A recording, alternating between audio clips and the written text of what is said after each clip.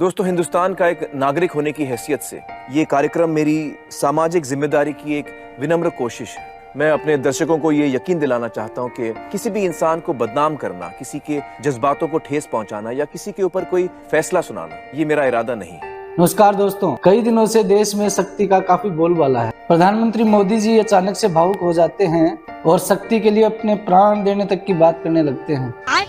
आखिर क्या है ये शक्ति का मामला, आइए जरा डिटेल से समझते हैं। नमस्कार दोस्तों, मैं अमित वशिष्ठ एक बार फिर से आपका स्वागत करता हूं अपने YouTube चैनल पर। पिछले 2-3 दिनों से सत्ता पक्ष और विपक्ष में शक्ति को लेकर काफी बहस चली हुई है। अच्छा, ठीक है। दोनों ही ओर से आरोप और प्रत्यारोप का दौर जारी है। आखिर क्या है ये पूरा मामला? 17 मार्च को शिवाजी स्टेडियम मुंबई में राहुल गांधी की रैली थी। उन्होंने अपने भाषण के दौरान शक्ति को लेकर कुछ जिक्र किया। पलटवार में श्री नरेंद्र मोदी जी ने भी उनका जवाब दिया। 18 मार्च को नरेंद्र मोदी जी तेलंगाना में एक सभा को संबोधित करते हुए बोले कि मैं शक्ति के लिए अपने प्राण तक दे सकता हूं। क्या कहा उन्होंने अपने संबोधन में, आप सुनिए जरा। अभी मुंबई के शिवाजी मैदान में जो छत्रपति शिवाजी महाराज कहते थे, जब एक औरत को उठा करके लाए तो उन्होंने कहा, काश अगर तुम मेरी मां होती तो मैं भी तेरे जैसा सुंदर होता। ऐसा शिवाजी पार्क जहां से इंडी अलायंस ने अपनी घोषणा पत्र जाहिर किया और उन्होंने कहा है कि उनकी लड़ाई शक्ति के खिलाफ है। मेरे लिए हर मां शक्ति का रूप है, हर बेटी शक्ति का रूप है।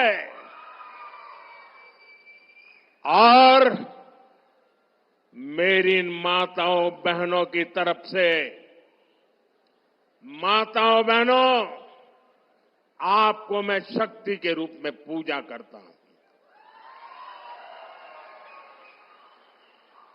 मैं भारत मां का पुजारी हूं। मैं आप शक्ति स्वरूपा सब माता बहन बेटियों का भी पुजारी हूं। चल झूठा। और जिन्होंने कल शिवाजी पार्क में इंडी अलायंस ने अपना घोषणा पत्र शक्ति को खत्म करने के लिए किया है, मैं इस चुनौती को स्वीकार करता हूं और मैं इन शक्ति स्वरूपा माताओं बहनों की रक्षा के लिए जान की बाजी लगा दूंगा। क्या बात है सर, क्या बात है सर। जीवन खपा दूंगा।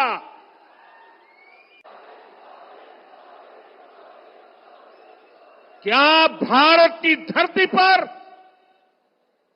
कोई शक्ति के विनाश की बात कर सकता है? क्या शक्ति का विनाश हमें मंजूर है?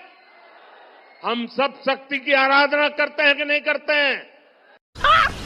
मस्त जोक मारा रे। एक बार को इतना तेजस्वी भाषण सुनने के बाद मुझे भी उनके श्री चरणों में नतमस्तक हो जाने की तीव्र प्रेरणा हुई। मैं यह देखकर दंग था कि हमारा युवा इंस्टाग्राम रील देखने में बिजी है। ये कैन डू जनरेशन है। झूठ बोला ये, झूठ बोला ये, बकवास कर रहा है। और उधर प्रधानमंत्री जी अपनी जान की बाजी लगाने को तैयार हैं। You're right. मैंने अपने सारे बेरोजगार मित्रों को इकट्ठा किया और राहुल गांधी मुर्दाबाद, राहुल गांधी मुर्दाबाद के नारे निकालने जैसे ही हम निकले, लेकिन एक सेकंड फिर किसी ने मुझे राहुल गांधी का वो भाषण व्हाट्सएप यूनिवर्सिटी के कहीं सिलेबस से निकालकर व्हाट्सएप फॉरवर्ड किया। आखिर राहुल गांधी किस शक्ति का जिक्र कर रहे थे, जरा आप भी सुनिए।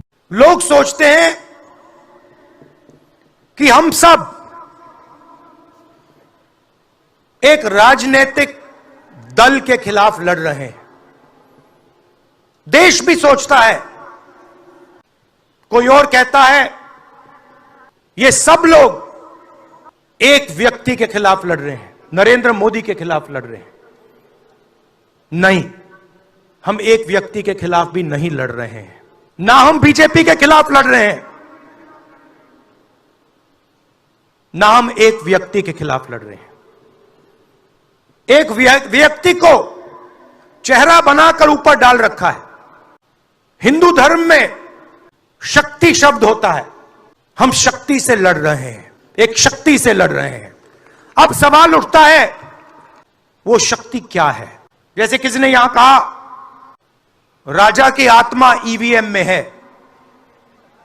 सही है, सही है, राजा की आत्मा ईवीएम में है, हिंदुस्तान की हर संस्था में है,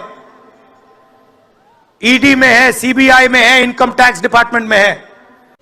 एक वरिष्ठ नेता, नाम नहीं लेना चाहता हूं, इसी प्रदेश के एक वरिष्ठ नेता कांग्रेस पार्टी को छोड़ते हैं और रो के कहते हैं, मेरी मां से रो के कहते हैं कि सोनिया जी मुझे शर्म आ रही है, मेरे में इन लोगों से, इस शक्ति से लड़ने की हिम्मत नहीं है, मैं जेल नहीं जाना चाहता हूं।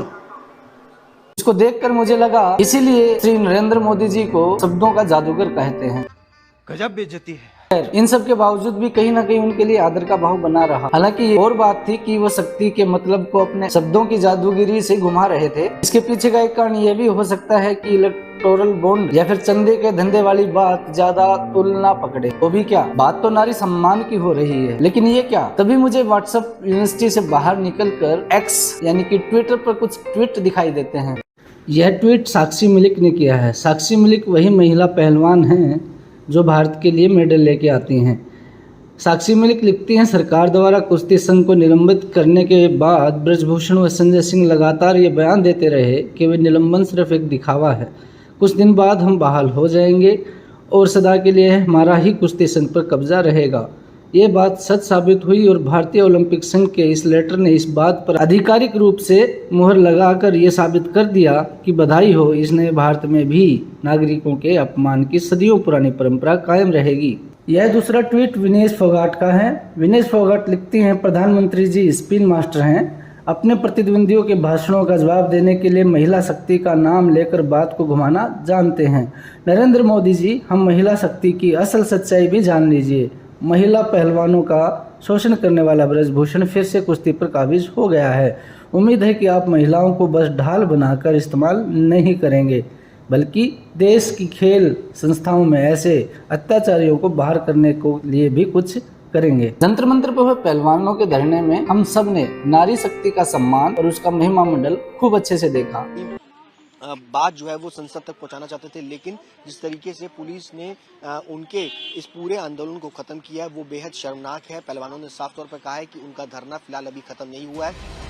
देश की संसद की दीवारें देखती रहीं सरेराह पुलिसिया बूटों के साए में पुलिसिया ताकत से बिछाए जा रहे खिलाड़ियों को। दिल्ली पुलिस को दी हुई ये चोट लोक के तंत्र पर थी या एक गुस्ताख सोच पर, लेकिन सिपाहियों के साहब बहुत गुस्से में थे।